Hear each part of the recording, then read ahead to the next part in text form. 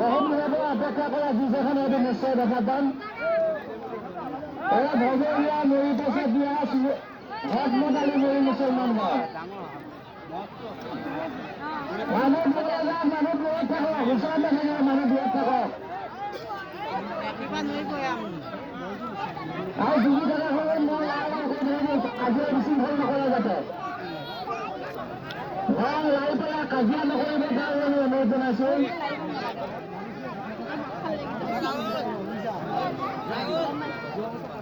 এই গোৱালাৰ মালিকসকলে বলছেন আপোনালোকে যাতে বিশৃংখল সৃষ্টি নকৰে, ধুনীয়াকৈ যুঁজক, মানুহ দূৰত থাকক। এই মহালয় বৰ্তমান যুঁজে বিভিন্ন ধৰণে অতিক্ৰম কৰিছে।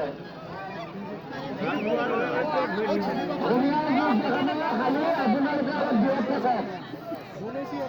আপোনালোক দূৰত থাকক, আপোনালোক দূৰত থাকক, নিশ্চয় যুঁজি থাকিব, ধুনীয়া যুঁজিব।